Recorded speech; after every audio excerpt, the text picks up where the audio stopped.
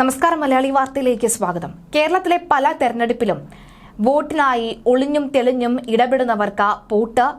കേരളം അടക്കം 10 സംസ്ഥാനങ്ങളിലെ കേന്ദ്രങ്ങളിൽ ഇഡി പരിശോധന നടത്തിയതോടുകൂടി SDPIയെ നിരോധിക്കാനുള്ള സാധ്യത കൂടിയിരിക്കുകയാണ്. ദേശീയ അധ്യക്ഷൻ MK ഫൈസിയുടെ അറസ്റ്റിന് പിന്നാലെ SDPIക്കെതിരെ കടുത്ത നടപടികളിലേക്ക് കടന്നിരിക്കുകയാണ് അന്വേഷണ ഏജൻസി. 2 ദിവസം ഇഡി കസ്റ്റഡിയിൽ ഫൈസിയെ ചോദ്യം ചെയ്തതിന് പിന്നാലെയാണ് 12 ഇടങ്ങളിൽ പരിശോധന നടത്തുന്നത്.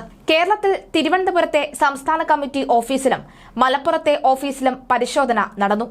ഭയപ്പെടുത്താനുള്ള നീക്കം അംഗീകരിക്കില്ല എന്ന് SDPI പ്രതികരിച്ചിട്ടുണ്ട്. കേരള പോലീസിനെ അറിയിക്കാതെ ടാക്സി കാറിലടക്കം എത്തിയാണ് ചെന്നൈ, കൊച്ചി ഓഫീസുകളിലെ ഉദ്യോഗസ്ഥർ പരിശോധന നടത്തിയിരിക്കുന്നത്. കേന്ദ്രസേന പരിശോധനയ്ക്ക് സുരക്ഷ ഒരുക്കിയിട്ടുമുണ്ട്. കേരളത്തിനൊപ്പം ദില്ലിയിലെ ദേശീയ ആസ്ഥാനത്തും ബാംഗ്ലൂരു, താനെ, ചെന്നൈ, കൊൽക്കത്ത, ലക്നൌ, ജയ്പൂർ എന്നിവിടങ്ങളിലും പരിശോധന നടന്നു.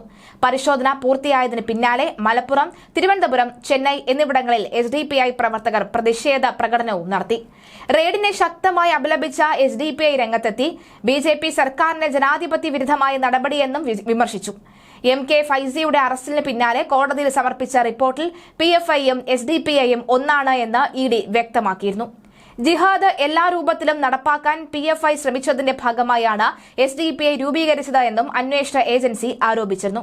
PFIയും SDPIയും തമ്മിൽ നടന്ന സാമ്പത്തിക ഇടപാട് സംബന്ധിച്ച് കൂടുതൽ വിവരങ്ങൾ ശേഖരിച്ചു എന്നും പരിശോധനയുടെ സാഹചര്യത്തിൽ കൂടുതൽ SDPI നേതാക്കളെ അറസ്റ്റ് ചെയ്യുവാനും സാധ്യതയുണ്ട്. SDPI ജില്ലാ ഓഫീസിൽ ഇഡി റെയ്ഡ് നടത്തി. വ്യാഴാഴ്ച രാവിലെ 10 തുടങ്ങിയ റെയ്ഡ് ഉച്ചയ്ക്ക് 2:15 വരെ നീണ്ടു. റെയ്ഡിനെ തുടർന്ന് SDPI പ്രവർത്തകർ മലപ്പുറത്ത് പ്രതിഷേധിച്ച് 2 മണിയോടെ തന്നെ ജില്ലാ ഓഫീസിന് മുന്നിൽ ഒത്തുചേർന്ന നൂറുകണക്കിന് പ്രവർത്തകർ ഇഡിക്കെതിരെ പ്രതിഷേധവുമായി രംഗത്ത് വന്നു. പരിശോധന കഴിഞ്ഞ ഉദ്യോഗസ്ഥർ വാഹനത്തിൽ കയറുമ്പോൾ ഗോ ബാക്ക് വിളികളോടെ പ്രവർത്തകർ മുദ്രാവാക്യം വിളിക്കുകയും ചെയ്തു. തുടർന്ന് ഇഡി ഉദ്യോഗസ്ഥർ സഞ്ചരിച്ച വാഹനത്തിൽ പിറകിലായി കുന്നമ്മൽ ജംഗ്ഷൻ വരെ പ്രവർത്തകർ റോഡിലൂടെ പ്രകടനം നടത്തി.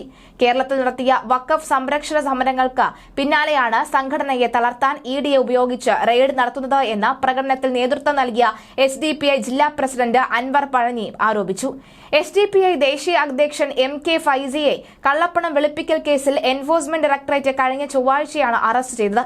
ഇതിന് പിന്നാലെയാണ് മലപ്പുറത്തടക്കം രാജ്യത്ത് വിവിധയിടങ്ങളിൽ SDPI ഓഫീസുകളിൽ ഇഡി റെയ്ഡ് നടത്തിയത്. നിരോധിക്കപ്പെട്ട പോപ്പുലർ ഫ്രണ്ട് ഓഫ് ഇന്ത്യയുടെ രാഷ്ട്രീയ വിഭാഗമാണ് 2009 സ്ഥാപിതമായ SDPI എന്ന് ഇഡി കണ്ടെത്തിയിരുന്നു. സാമ്പത്തികമായും നയപരമായും SDPIക്ക് PFI സ്വാധീനമുണ്ടെന്നാണ് ആരോപണം. സ്ഥാനാർത്ഥി നിർണയത്തിൽ പോലും SDPI PFI സ്വാധീനിച്ചുവെന്ന കണ്ടെത്തലിനെ തുടർന്നാണ് റെയ്ഡെന്നാണ് വിവരം. SDPI ദേശീയ അധ്യക്ഷൻ MK ഫൈസിയെ കള്ളപ്പണം വെളുപ്പിക്കൽ കേസിൽ ഇഡി ചൊവ്വാഴ്ച അറസ്റ്റ് ചെയ്തിരുന്നു. പാലക്കാട് പട്ടാമ്പി സ്വദേശിയാണ് ഫൈസി. നിയമവിരുദ്ധ സംഘടനയൊന്ന് ആരോപിച്ച് 2022 കേന്ദ്ര സർക്കാർ പോപ്പുലർ ഫ്രണ്ടിനെ നിരോധിച്ചത്.